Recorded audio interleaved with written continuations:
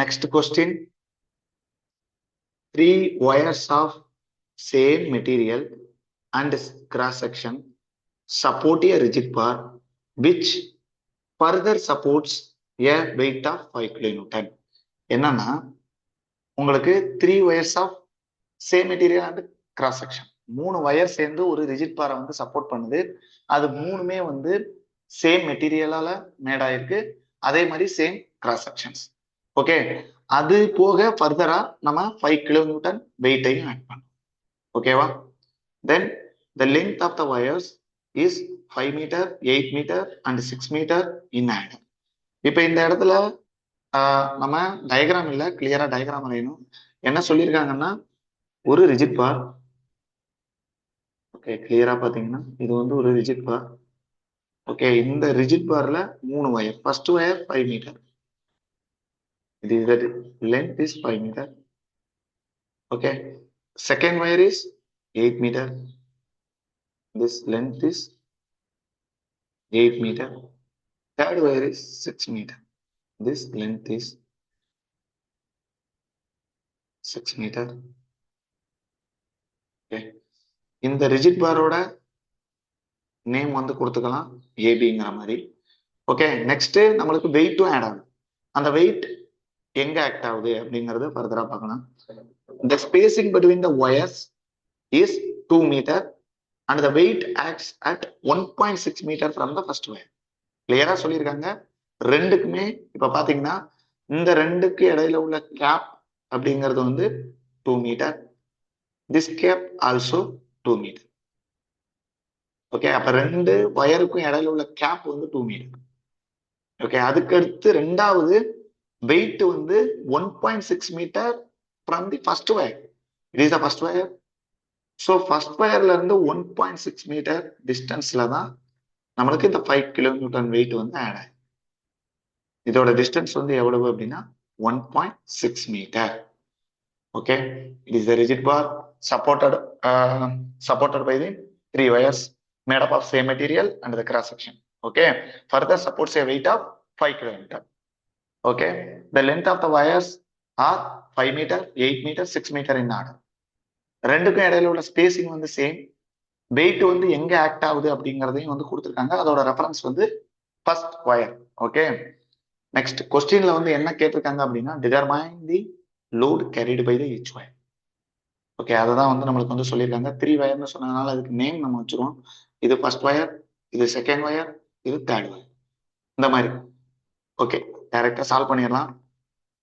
இப்ப ஃபர்ஸ்ட் இதை சால்வ் பண்ணல நம்மளுக்கு கிளியரா தெரியும், each should be static equilibrium. Okay, static equilibrium na summation of f along the y direction is 0 and summation of moment at any point is equal to 0. Any point, எந்த point வேணாலும். இப்ப இதோட free body diagram நம்ம வரையலாம். அப்பதான் கிளியரா நம்மளுக்கு solve பண்றதுக்கான கிளியரான வியூ நம்மளுக்கு கிடைக்கும். ஓகே, இதை இப்ப கட் பண்றோம் அப்படின்னா reaction always upward direction. So it is the first wire order reaction. This is the second wire reaction. This is the third wire reaction. நம்மளுக்கு எந்த டிஸ்டன்ஸ் தெரியும் அப்படின்னா this is the 2 meter. This is also 2 meter. The load acting in is 1.6 meter from first wire. That is, இதை வந்து ஏன்னு எடுத்துக்கலாம், இதை பின்னு எடுத்துக்கலாம். அப்ப இந்த பாயிண்ட் வந்து சி, இந்த பாயிண்ட் டி, இந்த பாயிண்ட் வந்து ஓகே, இந்த மாதிரி தான் கிளியரா இருக்கு. சரி, இப்ப இந்த இடத்துல பார்த்தோம்னா ஃபர்ஸ்ட் ஈக்குவேஷன் அப்படிங்கிறது வந்து summation of net force is equal to 0 along the y direction. So it is the 5 kilometer. Okay, அப்ப R1 plus R2 plus R3 is equal to 5 kilonewton. This is the first equation. Second equation is the net moment about any point. Okay, எந்த point எடுத்தா எனக்கு பெனிஃபிட்னு எடுத்தோம்னா, இப்ப எனக்கு ஏங்கிற point எடுத்தோம்னா 3 unknown வரும், பிங்கிற பாயிண்ட் எடுத்தோம்னா 3 அன்னோன் வரும். அப்ப இதுல உள்ள ஏதாவது ஒரு பாயிண்ட் எடுத்தாதான் நம்மளுக்கு ஈஸியா இருக்கும். நம்மளுக்கு டிஸ்டன்ஸை பொறுத்த வரைக்கும் சி தான் ரெஃபரன்ஸா கொடுத்துருக்காங்க. ஸோ சிங்கிற பாயிண்ட் எடுத்துக்கலாம். அப்ப net moment about C point is equal to zero. Any point is zero, but see point நம்ம ரெஃபரன்ஸ் எடுத்துக்கலாம். So R1 into distance from the C அப்படிங்கிறது இல்லை, ஏன்னா R1 சிலேயே தான் ஆக்ட் ஆகுது. அதனால R1னால சில டெவலப் ஆகிற மொமெண்ட்ங்கிறது zero. Okay, then R2 into distance from the C அப்படிங்கிறது வந்து 2 மீட்டர். அதுக்கடுத்து வந்து R3 into distance from the C அப்படிங்கிறது 4 மீட்டர். தென் இது ரெண்டுமே anti clock wise direction. 5 metre 5 kilonewton அப்படிங்கிறது clock wise direction. So 5 into distance from the first wire is 1.6 meter. Okay, that is 5 into 1.6. 5 into 1.6, that is 8 meter. 8 kilonewton meter. 8. So இந்த இடத்துல வந்து 2 RC, 2 common எடுத்துக்கலாம். So 2 RC plus, sorry RC இல்ல R2. R2 plus R3 is equal to 8. So R2 plus 2R3 is equal to 4 kilonewton. Okay, this is the second equation. Okay, this is the second equation. அதுக்கடுத்து வந்து கண்டிப்பா நம்மளுக்கு எத்தனை அன்னோன்னு பாத்தீங்கன்னா R1, R2, R3 இது மூணுமே unknown. நம்மளுக்கு இருக்கிற ஈக்குவேஷன் வந்து ஒன்லி ரெண்டு ஈக்குவேஷன். அப்ப அடிஷனல் ஈக்குவேஷன் ரெக்வர்ட். அப்ப எப்படி டிஃப்ளெக்ட் ஆகுது அப்படிங்கறத நம்ம பார்க்கணும். Okay, conceptual equation, additional conceptual equation. எப்படி டிஃப்ளெக்ட் ஆகுதுன்னா ரிஜிட் பார். ஸோ ரிஜிட் பார்னா பார் வந்து டிஃப்ளெக்ட் ஆகாது, ஒன்லி அதுல உள்ள வயர் மட்டும்தான் நம்மளுக்கு டிஃப்ளெக்ட் ஆகும். ஸோ இப்படி இருக்கு அப்படின்னா இப்படி டிஃபார்ம் ஆயிருக்கும். இந்த ஏங்கிற பாயிண்டை பொறுத்து ரொட்டேட் ஆகாம ஏதோ ஒரு பாயிண்ட். இப்போ ஏங்கிற பாயிண்ட் இங்க இருக்கு, இதான் வந்து ஏ அப்படின்னா இதான் வந்து பி அப்படின்னா இதான் வந்து பி டேஷ், இதான் வந்து ஏ டேஷ். ஏதோ ஒரு பாயிண்டை பொறுத்து நம்மளுக்கு ரொட்டேட் ஆயிருக்கு. அந்த ஏதோ ஒரு பாயிண்ட்ங்கிறது இந்த பாயிண்ட் ஓன்னு வச்சுக்கோமே. ஓகே, இப்ப இதுக்கு இடையில சிங்கிற பாயிண்ட் இருக்கு. ஸோ சிங்கிற பாயிண்ட் எவ்வளவு டிஃப்ளெக்ட் ஆயிருக்கும்னா இது சி, இது சி டேஷ், இதான் இதோட டிஃப்ளெக்ஷன். அதுக்கடுத்து வந்து டிங்கிற பாயிண்ட் எவ்வளவு டிஃப்ளெக்ட் ஆகும்னா இது டி இருக்குன்னா இது டி டேஷ். ஓகே, அப்புறம் ஈங்கிற பாயிண்ட் எவ்வளவு டிஃப்ளெக்ட் ஆயிருக்கும்னா இது இ இருக்குன்னா இது இ டேஷ். ஓகே, இந்த மாதிரி இருக்கும். நம்மளுக்கு தெரியும் டோட்டல் டீட்டா வந்து சேம். ஓகே, இந்த டீட்டா வந்து நம்மளுக்கு சேம் ஸ்ட்ரைட் லைன் இருக்கு. அதை வச்சுதான் நம்ம ரிலேஷன்ஷிப் எடுக்க முடியும். இப்ப ட்ரையாங்கிள்னு எடுத்தோம்னா ஃப்ரம் த ஓல இருந்து எவ்வளவு டிஸ்டன்ஸ்ங்கிற மாதிரி வரும். நம்மளுக்கு ஃப்ரம் த ஓல இருந்து ஃப்ரம் த ஓவே எவ்வளவு அப்படிங்கிறது தெரியாது. நம்மளுக்கு அதை விட சிம்பிளா முடிக்கணும் அப்படின்னா நம்மளுக்கு எல்லா ரெஃபரன்ஸுமே வந்து சியை வச்சுதான் கேட்டிருக்காங்க. ஸோ இந்த இடத்துல இது டெல்1, இது டெல்2, இது டெல்3, அப்படிதானே? இப்ப இது டெல்1ஓட டிஃப்ளெக்ஷன், அதாவது ஃபர்ஸ்ட் வயரோட deflection. This is the second wire deflection, this is the third wire deflection. நம்மளுக்கு ரெஃபரன்ஸ் அப்படிங்கிறது வந்து நம்மளுக்கு ஃபர்ஸ்ட் வயர்ல இருந்து தான் கிடைச்சிருக்கு. ஓகே, அப்ப ஃபர்ஸ்ட் வயர்ல இருந்து டைரக்டா ஒரு கோடு போட்டோம் அப்படின்னா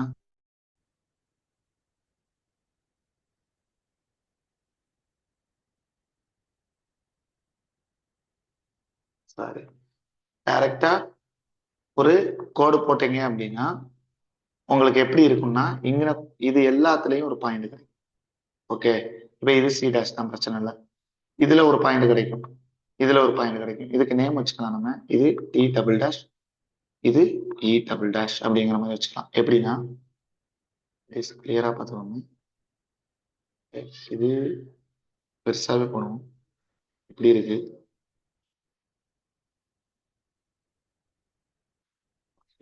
இந்த இடத்துலதான் சி டேஷ் வருது, இந்த இடத்துல சி இருக்கு. ஸோ இந்த இடத்துல டி, இந்த இடத்துல T dash, sorry T dash. அதே மாதிரி இந்த இடத்துல இ, இந்த இடத்துல இ டேஷ். ஓகே, நம்மளுக்கு இதுல இருந்தா ரெஃபரன்ஸ் இருக்கிறதுனால நம்ம என்ன செய்யறோம்னா இங்க ஒரு நேர ஸ்ட்ரெயிட் லைன் வரையும். நம்மளுக்கு தெரியும் இந்த டிஸ்டன்ஸ் அப்படிங்கிறது டெல்1.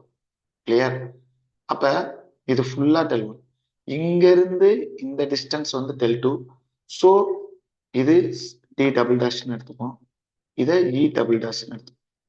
அப்ப டோட்டல் டெல் டூனா இந்த டிஸ்டன்ஸ் வந்து எவ்வளவு அப்படின்னா டெல் டூ மைனஸ் டெல். அப்ப இங்க இருந்து இது வந்து டோட்டல் டெல் த்ரீல டெல் ஒன் போச்சுன்னா total del three minus del one. Okay, இப்ப இந்த ட்ரையாங்கிள் தான் நம்ம எடுக்க போறோம். எந்த ட்ரையாங்கிள்னா சி டேஷ்ல இருந்து வர்ற ட்ரையாங்கிள். ரெண்டு ட்ரையாங்கிள், இது டி டபுள் டேஷ், இது டி டேஷ், இது இ டபுள் டேஷ், இது வந்து இ டேஷ், இது del two minus del one, இது del three minus del. It is the theta. Okay, இது வந்து சி டேஷ். இந்த மாதிரி ட்ரையாங்கிள் தான் நம்ம வந்து எடுக்கிறோம். இந்த ட்ரையாங்கிளை வச்சு தான் நம்ம ப்ராப்ளம் சால்வ் பண்ண போறோம். இப்ப பார்த்தோம் அப்படின்னா ஃபர்ஸ்ட் ட்ரையாங்கிள் வந்து என்ன எடுக்கிறோம் அப்படின்னா C dash, T double dash and T dash. That is இந்த ஸ்மாலர் ட்ரையாங்கிள். ஓகே, இந்த ஸ்மாலர் ட்ரையாங்கிள் மட்டும் நம்ம எடுக்கிறோம். It is the hypotenuse. இது வந்து ஹைபாட்டனஸ், இது அட்ஜசன்ட் சைடு, இது ஆப்போசிட் சைடு. ஓகே, நம்மளுக்கு தெரியும் theta tan theta is equal to opposite side is del 2 minus del 1, adjacent side இது வந்து 2 மீட்டர் அப்படிங்கிறது கிளியரா நமக்கு தெரியும். இங்க இருந்து அது வந்து 4 metre. Okay, so it is the 2 metre. அதே மாதிரி பெரிய ட்ரையாங்கிள் இந்த C dash and E double dash and E dash அது எடுத்தோம்னா tan theta is equal to del 3 minus del 1 divided by what is the length? It is the 4 meter. Okay, adjacent side. So ரெண்டு தீட்டாவுமே same தான்.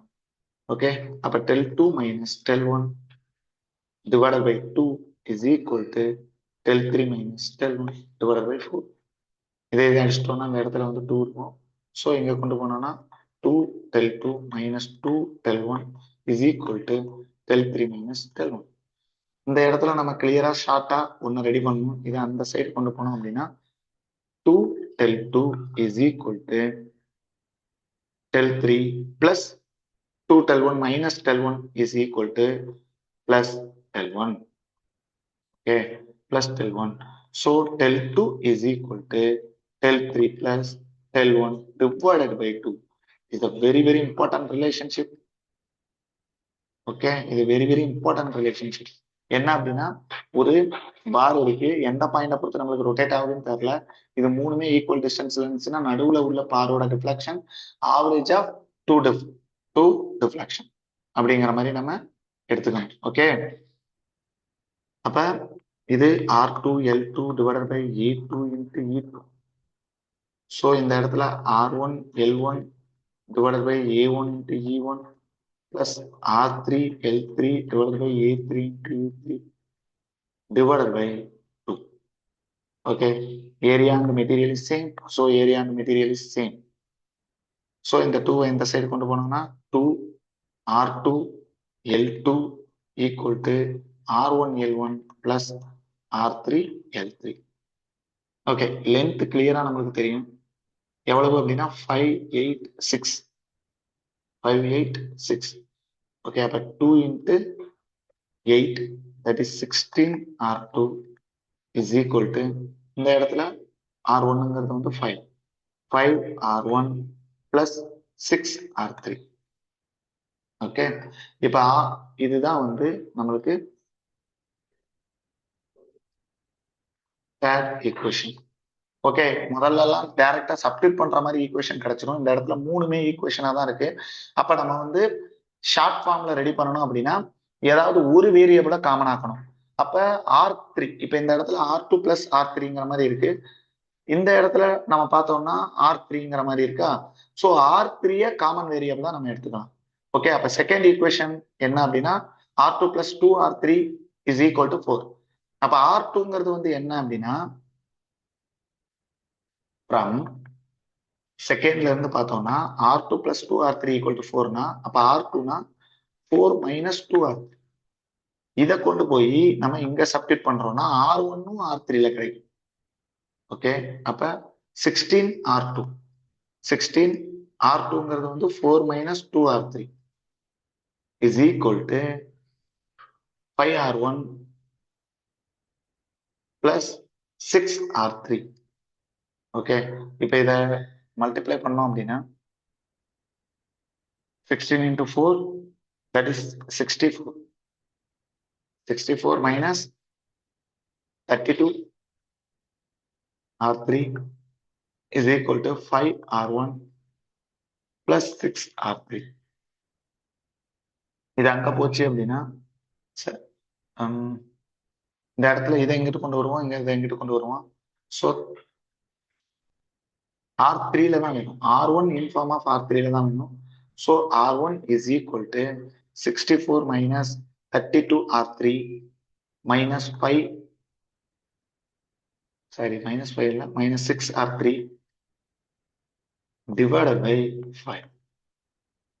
Okay, அப்ப R1 is equal to 64 divided by 5. That is 12.8. Minus இந்த இடம் 32, இங்க போனாலும் minus 32. So 32, 38 divided by 5.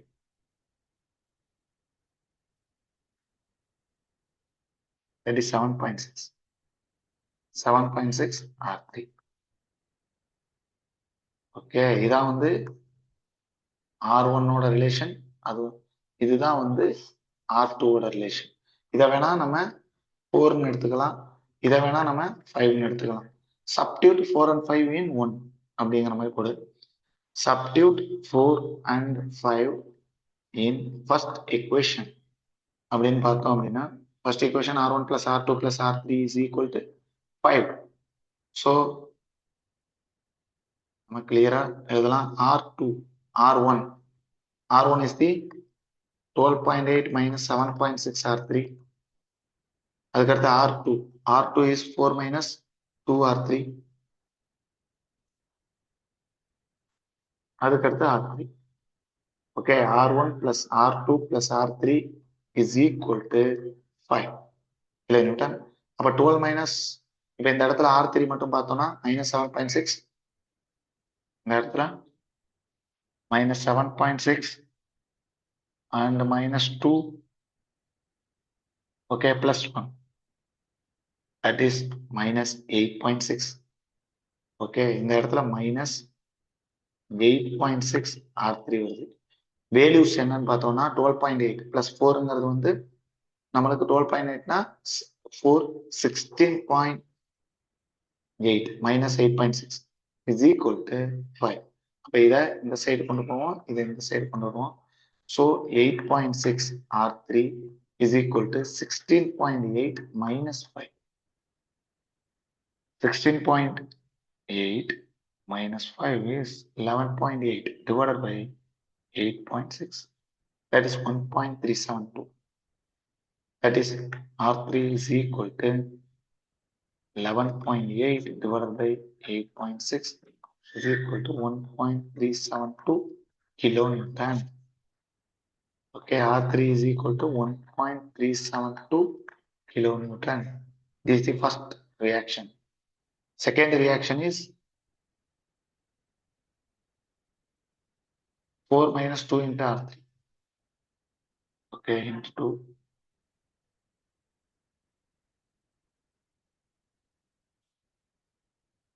Minus 4. That is 1.255 kilonewton. R2 is 1.255 kilonewton. That is R1. R1 is 12.8 minus 7.6 R3. 7.6 R3 is 1.372 minus 12.8. That is 2.37. 2.372. 2.373. Okay, kilonewton. It is the answer. இதான் வந்து நம்மளுக்கு reaction. நம்மளுக்கு கேட்டிருக்கிறதே வந்து load எவ்வளவு, load carried by the each wire, எவ்வளவு load வந்து apply ஆகுது, அதாவது எவ்வளவு ரியாக்ஷன் வந்து அப்ளை ஆகுது அப்படிங்கிற மாதிரி நம்மளுக்கு வந்து கேட்டிருக்காங்க. ஓகே, இந்த மாதிரி நம்மளுக்கு வந்து கொஸ்டின் அதாவது கொஸ்டின்ல ஃபிகர் இல்லை அப்படின்னா ஃபிகர் நம்ம ரெடி பண்ணி சொல்றோம். Okay, thank you.